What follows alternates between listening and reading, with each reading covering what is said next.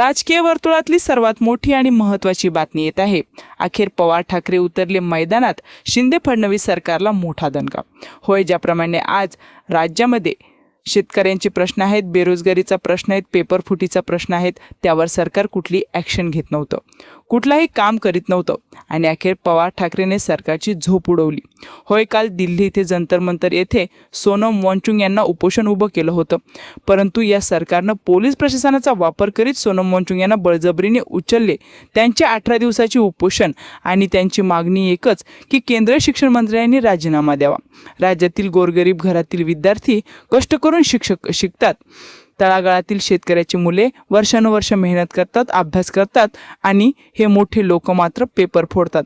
त्याच्या विरुद्ध आंदोलन होतं, परंतु सरकारचं सोनम वांगचुक यांच्या सोबत वागणं योग्य नाही आणि त्याविरुद्ध जाता ठाकरे आणि पवार साहेब अखेर मैदानात उतरले आणि सरकारला फोडला सर्वात मोठा घाम।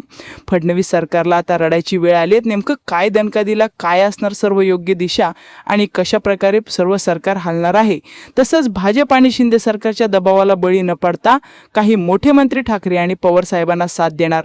नेमकं हे मंत्री भाजपचे आहेत की शिंदे गटाचे आहेत, त्याची गुप्त माहिती आत्ताच आपल्या हाती लागली आहे। तसेच हे सगळे मंत्री कोणत्या खात्याचे आहेत, कोणत्या मतदारसंघाचे आहेत, ते सगळं आपण तुम्हाला याच व्हिडिओ पुढे सांगणार। फक्त तुम्ही हा व्हिडिओ पूर्ण शेवटच्या मिनिटापर्यंत बघायचा, कुठेही अजिबात अर्धवट व्हिडिओ सोडायचा नाही आणि या मोठ्या आणि महत्त्वाच्या बातमीसाठी आताच व्हिडिओला लाईक झालं पाहिजे। लगेच लाईक करा आणि शेवटपर्यंत फक्त व्हिडिओ बघत राहा। अहो, हा देश म्हणजे स्वातंत्र्य आहे, इथे प्रत्येक व्यक्तीला अभिव्यक्ती स्वातंत्र्य आहे, जो लोकशाही मार्गाने आंदोलन करू शकतो, आपल्या समस्या सरकारसमोर मांडू शकतो। आज देशामध्ये मोठ्या प्रमाणामध्ये पेपर फुटी होत आहे। वेगवेगळ्या राज्यामध्ये वेगवेगळ्या परीक्षांमध्ये परीक्षा होण्याआधीच पेपर लीक केला जातो, मोठ्या प्रमाणात पैशाचे व्यवहार केले जातात आणि यामुळे गोरगरीब शेतकरी कुटुंबातील विद्यार्थ्यांना दणका बसतो, कारण की ते विद्यार्थी वर्षानुवर्ष अभ्यास करतात, मेहनत करतात आणि अखेर त्यांच्या मेहनतीने सर्व पाणी फिरलं जातं, सर्व मेहनत वाया जाते। कारण की काही मोठे राजकीय नेते आणि त्यांचे मोठे दलाल हे पेपर फोडण्याचं काम करतात आणि लाखो रुपयांमध्ये पेपर विकतात, ज्यामुळे उच्च कुटुंबातील लोक हा पेपर विकत घेतात आणि परीक्षेमध्ये घोटाळा करतात। याच विरुद्ध दिल्ली जंतर मंतर येथे जे आंदोलन उभं केलं होतं, अभिजित दीपके आणि सोनम वांगचुक सर यांनी त्याला मोडण्याचा प्रयत्न या सरकारने केला। 18 दिवसापासून शिक्षण मंत्र्यांनी राजीनामा द्यावा यासाठी सोनम सर जंतर मंतरवर आमरण उपोषण करीत होते, परंतु त्यांना जबरदस्ती दवाखान्यात उचलून नेण्यात आलं आणि त्यांच्यावर उपचार करण्यात येत आहे। त्यामुळेच आता महाराष्ट्रामध्ये पवार आणि ठाकरे वांगचुकांना सकाळी दिल्ली पोलिसांनी ताब्यात घेतलं आणि त्यानंतर शरद पवारांसह उद्धव ठाकरेंनी केंद्र सरकारवर हल्लाबोल केलाय। अजून किती जणांचे बळी गेल्यावर सरकारला जाग येणार असा सवाल त्यांनी केलाय। तर राजीनाम्यासाठी उपोषण करणं योग्य नाही असं विधान वैद्यकीय शिक्षण मंत्री हसन मुश्रीफांनी केलंय। या सगळं शैक्षणिक चळवळीमध्ये मंत्र्यांच्याकडे जी जबाबदारी होती, ती जबाबदारी त्यांनी काळजीपूर्वक हाताळली नाही आणि त्याचा परिणाम हजारो मुलांना त्यांच्या भवितव्यावर अडचणी आहे। हे आपल्या आवाक्याच्या बाहेर आहे हे ज्यावेळेला लक्षात आलं, त्यावेळेला हा अटक करण्याचा निर्णय घेतला आणि त्याप्रमाणे आज पाहते त्यांची अटक त्यांनी केली। बघूया, त्यांनी अटक जरी केली तरी हे आंदोलन चालू राहणार। भारतीय जनता पक्ष आणि प्रशासन यांचा दुरान्वयाने देखील संबंध नाही।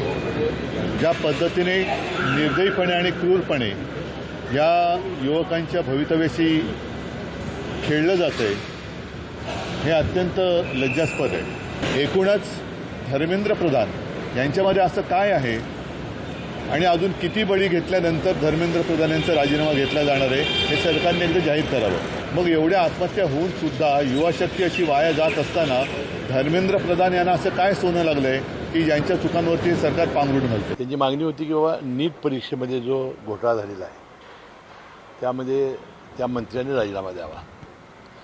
नीट परीक्षा झाल्या, त्याचा निकालही काल लागला, त्यामुळे आता त्या परीक्षेबद्दल काही तक्रार राहिलेली नाही।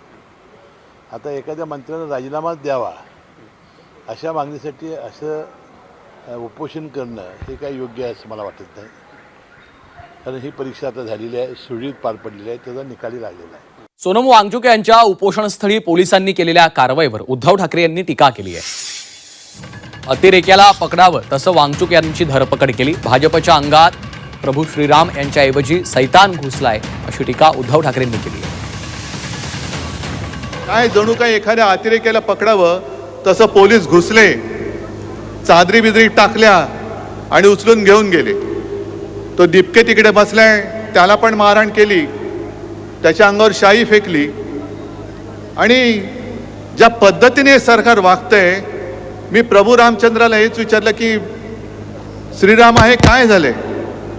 ज्या भाजपनी तुझ्या नावाने मतं मागून सत्ता मिळवली, त्या भाजपच्या अंगात श्रीरामाच्या ऐवजी सैतानाचा आत्मा घुसलाय की काय? आणि थेट जाऊयात, गोविंद तुपे आमचे प्रतिनिधी सध्या आपल्यासोबत जोडले गेलेले आहेत. गोविंद, ठाकरे बंधू पुन्हा एकदा आपल्याला एकत्र पाहायला मिळणार आहेत. यावेळी कारण वेगळं आहे. सोनम वांगचुक यांच्या समर्थनार्थ दोन्ही ठाकरे बंधू एकत्र येत आहेत. आजचा हा संपूर्ण कार्यक्रम कसा असणार आहे आणि किती महत्त्वाचा ठरणार आहे? आपण जर बघितलं तर आजच्या या आंदोलनाला विशेष महत्त्व आहे, कारण का हे शिवतीर्थावर होणारं आंदोलन आहे आणि शिवतीर्थावरच्या अशा एकत्र आंदोलनाला दोन्हीही ठाकरे एकत्र पहिल्यांदाच येताना पाहायला मिळत आहेत. आणि विषय जो सगळ्यात महत्त्वाचा जो आहे तो सोनम वांगचुक यांचं जे उपोषण सुरू आहे, जे हॉस्पिटलमध्ये हे उपोषण सुरू आहे, या सर्व आंदोलनाला पाठिंबा देण्यासाठी हे सगळे जे ठाकरे आहेत ते एकत्र येत आहेत.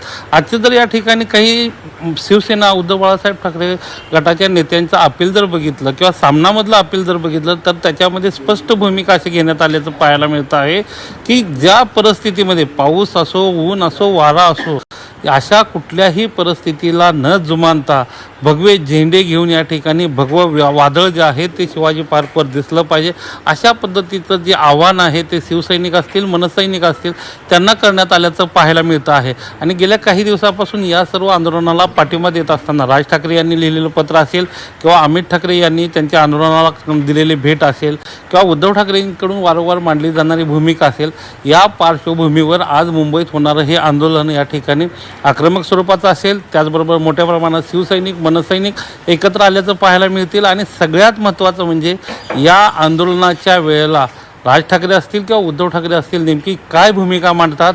आणि उद्या जे 20 तारखेला जंतर मंतरवर जे या ठिकाणी देशभरातील लोकांना अपील करून जे आंदोलन केलं जाणार आहे, त्या आंदोलनामध्ये हे सहभागी होत आहेत का, तशा पद्धतीचं सहभागी होण्याच्या सूचना शिवसैनिक असतील किंवा मनसैनिक असतील त्यांना देत आहेत का, हे सुद्धा पाहावं लागणार आहे. आणि ज्या पद्धतीनं राजकीय प्रतिक्रिया उमटत आहेत तर कदाचित राज ठाकरे असतील किंवा उद्धव ठाकरे असतील हे या ठिकाणी जंतर मंतरवर आंदोलनाला जाण्यासाठी जी काही भूमिका घेत आहेत का, हे सुद्धा पाहावं लागणार आहे. आणि सगळ्यात महत्त्वाचं म्हणजे राज ठाकरे गेल्या काही दिवसापासून ज्या पद्धतीनं परखड आणि शेलक्या शब्दात टीका करत आहेत, त्यामुळं आजचं जे या ठिकाणी आंदोलन